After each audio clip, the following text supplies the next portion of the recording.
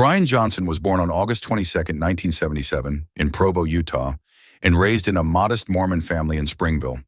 He spent his early years riding tractors and helping on his grandfather's farm, immersed in hard work and routine.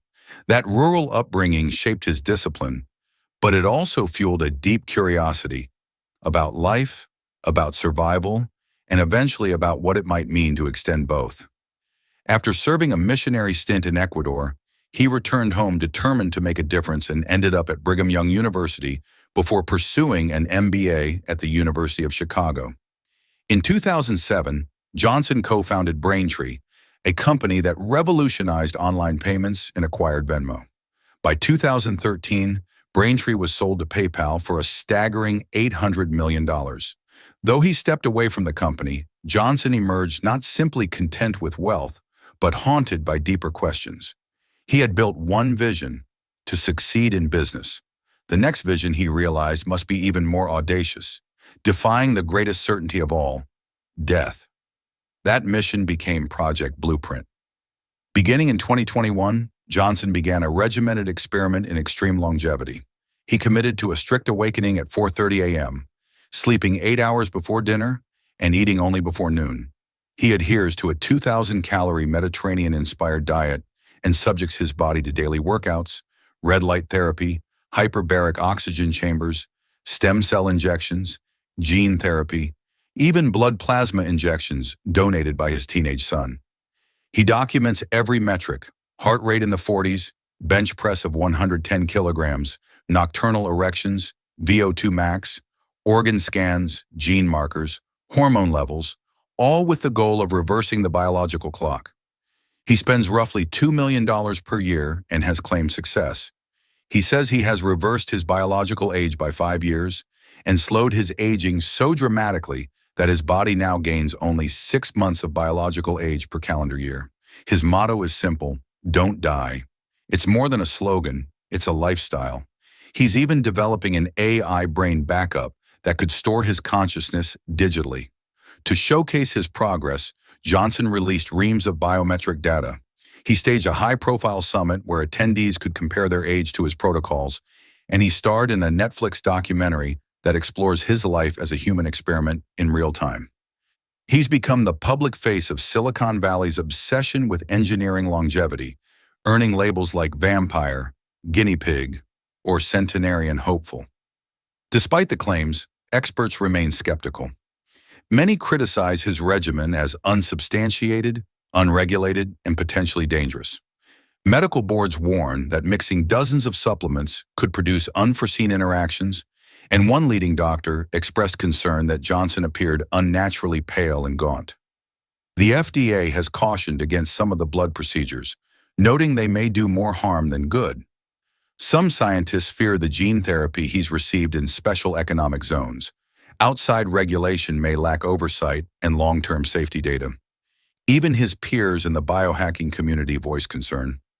Dave Asprey, the father of biohacking, warns that fixating on death may be less wise than pursuing a vibrant life rich in meaning.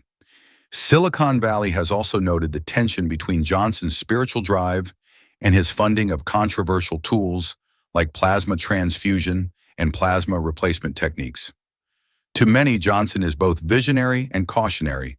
His daily life looks like a wellness retreat powered by data and toys, red light masks, penis trackers, stool sample kits, jetpacks to monitor erections, hyperbaric chambers, cryotherapy, gene therapy satellites, and supplements the size of a pharmacy. His pantry is a registered lab for pills and powders, and even his fruit bowls are curated for maximal antioxidants. His house is minimalistic, functional, optimized, not a space for relaxation, but for human enhancement. But amid the spectacle, Johnson's spoken motivation emerges: purpose. Losing faith in Mormonism, stepping away from marriage, and beating back depression after his first wealth milestone, he now channels everything into an idea rooted in meaning. He envisions a movement, or even a religion, centered on defying death, realigning humanity to don't die. He believes algorithms, AI, and data can guide human bodies better than human instinct. That tension lies at the heart of his legacy. Is he forging a promising path or indulging in ego-driven escapism? He antagonizes loved ones who fear he is chasing a desperation to postpone an inevitable end. He challenges doctors who see small gains overshadowed by missing context. He encourages reporters who see an absurdity in a man who chases youth while losing natural presence. Yet something undeniable persists: his influence. The medical world watches, biohackers follow scripts, investors fund startups. Students ask if they'll live longer. Skeptics ask, what does living longer matter if you outlive everyone you love? A key question Johnson often confronts in interviews is whether indefinite life becomes unbearable if you outlive everyone you love. He responds that perhaps others will join you, or today's medical innovations will make aging less lonely. Johnson once said he cares about what the 25th century thinks more than the 21st. He studies Churchill, Benjamin Franklin, Napoleon, but dreams of building something enduring enough that centuries recall him. In that worldview, death is not a condition, it's a challenge to beat. For now, his life remains a biophysical lab, full of persistent hunts for new therapies, new data, and new biomarkers. He publishes newsletters, hosts symposiums, appears in magazines. He hopes to spark a paradigm shift not just in personal behavior, but in global healthcare and morality.